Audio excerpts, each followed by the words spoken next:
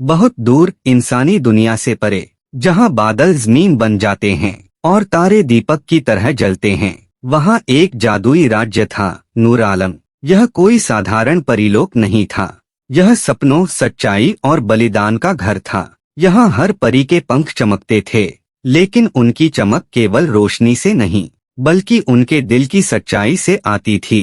और इसी नूर आलम में जन्म हुआ एक ऐसे बच्चे का जो न पूरी तरह परी था और न ही पूरी तरह इंसान। उसका नाम था अयान। वह था एक परिजात। अयान की माँ थी परी हुलिया। वह नूर आलम की सबसे दयालु और शक्तिशाली परियों में से एक थीं। उनकी आंखों में आसमान की गहराई थी और पंख चांदी की तरह चमकते थे। लेकिन अयान के जन्म के साथ एक ऐसा रहस्य जुड़ा था जिसे कोई स्वीकार नहीं करना चाहता था। अयान के पिता एक इंसान थे। परीलोक के नियमों के अनुसार परी और इंसान का प्रेम एक अपराध माना जाता था। जैसे ही यह सच सामने आया, पूरा नूर आलम सन्नाटे में डूब गया। अयान के पंख अधूरे थे। वह उड़ तो सकता था, लेकिन ज्यादा देर तक नहीं। उसकी आंखों में रोशनी थी, पर साथ ही एक गहरी उदासी भी। बड़ी परियां फुसफुसाने लगीं, यह बच्चा अभिशाप है, यह हमारे राज्य के लिए खतरा बनेगा। लेकिन एक ही परी थी जो पूरी दुनिया के खिलाफ अयान के साथ खड़ी रही, हुलिया परी। अयान बड़ा होने लगा, लेकिन उसके सवाल भी बढ़ते गए। मेरे पंख अलग क्यों हैं? मैं बाकी परियों जैसा क्यों नहीं हूँ? क्या मैं यहाँ का नहीं हूँ? जब दूसरी परियां उड़ान भरतीं, अयान जमीन पर खड़ा देखता रह जाता। उसके भीतर एक खालीपन था, एक ऐसा दर्द जिसे वह शब्दों में नहीं कह सकता था। अक्सर वह नूर आलम की सीमा तक चला जाता, वहां जहां रोशनी खत्म होती और अंधेरा वन शुरू होता था। एक दिन अंधेरे वन के पास अयान ने किसी को देखा।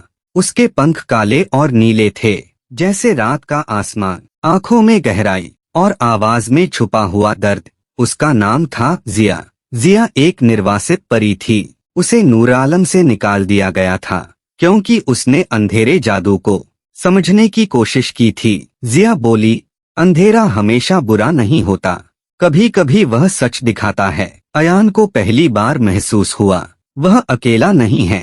अयान और जिया चुप चुप कर मिलने लगे। जिया ने अयान को सिखाया, ताकत पंखों से नहीं, हौसले से आती है। जो खुद को स्वीकार कर ले वह कभी कमजोर नहीं होता। अयान ने जिया को सिखाया, इंसानी भावनाएं, दया, प्रेम और बलिदान। धीरे धीरे उनकी दोस्ती ने दोनों को बदल दिया। लेकिन इसी दोस्ती से कुछ और भी जाग उठा।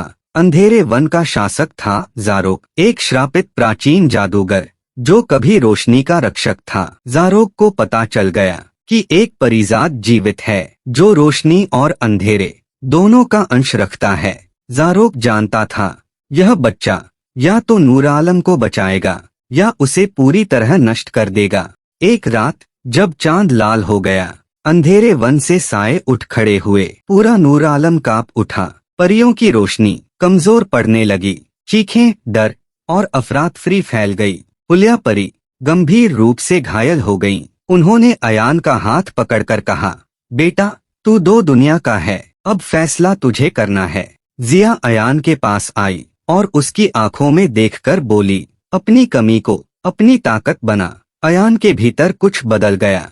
उसके अधूरे पंख तेज रोशनी से चमक उठे। इंसानी दिल और परी की आत्मा एक हो गए। वह अब डरा हुआ बच्चा नहीं था, वह बन चुका था परिजाद। अयान ज़ारोक के सामने खड़ा हुआ।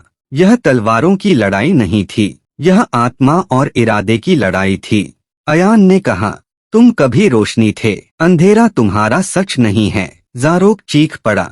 उसके भीतर का श्राप टूट गया। अंधेरा वन शांत हो गया। नूर आलम बच गया। परियों ने पहली बार स्वीकार किया, परिजाद अभिशाप नहीं, दो दुनियाओं के बीच एक पुल होता है। जिया को सम्मान मिला।